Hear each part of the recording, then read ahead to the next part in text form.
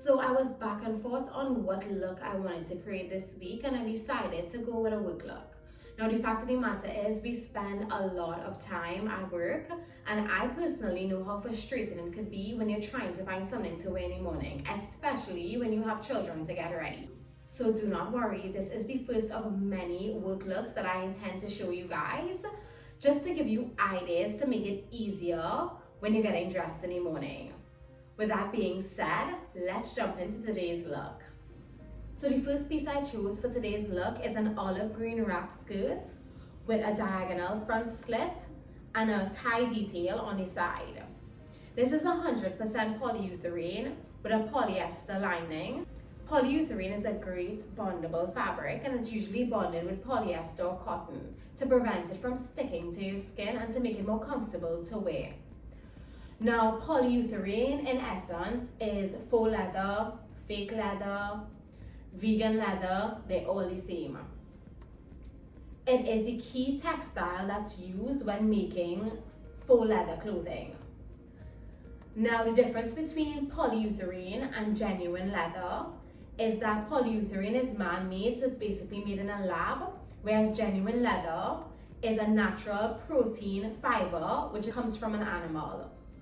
There's also a very big difference in price points. This exact same skirt will cost 4 times the amount in genuine leather. Now, despite what others may think or say, polyurethane is non-toxic for the environment and it is biodegradable. It's also soft to the touch, so it's comfortable to wear. It is breathable, so it keeps you cool and you can wear it through different seasons. It is a slim fit and it cuts right below the knee. Now, let's talk a little bit about the design flaw in this skirt. Polyurethane is not a good drapable fabric. This skirt has a front slit. Now, the problem comes in when you walk.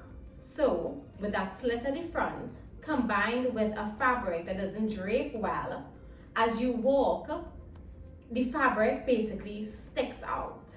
So in other words, there is a really good chance that at any given time you can give a random person a peep show of your privates. This type of slit, this diagonal slit, was not a good idea for this fabric because it's not going to basically fold in or shift in as you walk. Now, these kind of flaws really annoy me because I know for a fact that fit sessions are done with actual models so that designers can see how they fit on a body as well as how they move. So I'm really not sure how this flaw was missed. It can be corrected. You can take it to a tailor and you would have them sew in the side just up to a certain point. That way when you walk in it, it doesn't stick to the side too much and it doesn't come up too high. Other than that, it is a beautiful skirt and you'll see that when I put the entire look together. Now let's move on to the next piece I chose for today's look. The next piece I chose for today is this fitted, long sleeve, white and green pinstripe button-up men's shirt. It is 100% cotton. Now, cotton is a natural cellulose fiber because it comes from a plant. Cotton is also soft and breathable, so it's comfortable to wear and it keeps you cool. Cotton is a very strong fiber. If you want proof of that, most children's clothes are made out of cotton, and we all know how much wear and tear children's clothes get.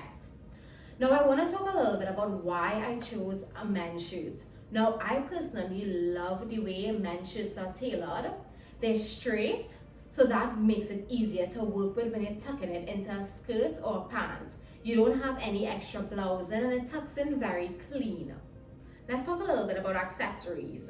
So in terms of a chain, I decided to go with this elegant 3-tiered gold chain because I wanted something that would cuff the neck but yet still fill the bust area. I chose these gold hoops with this beautiful rhinestone detail on the top. In terms of shoes, I went with these open toe tan stilettos with the brand monogram on the top and a beautiful gold buckle. Now this was a no-brainer because tan goes with almost any color. So I knew that it would complement my outfit beautifully. So let's go ahead and put the look together and talk a little bit about why I chose the pieces that I chose.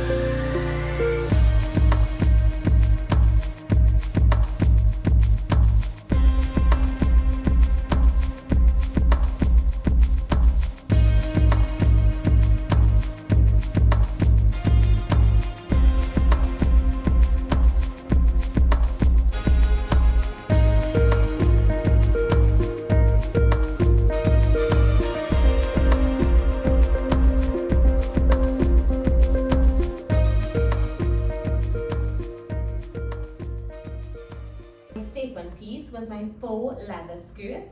Every other piece was meant to complement or accentuate the skirt itself. Now, I don't particularly like choosing colors from the same monochromatic palette.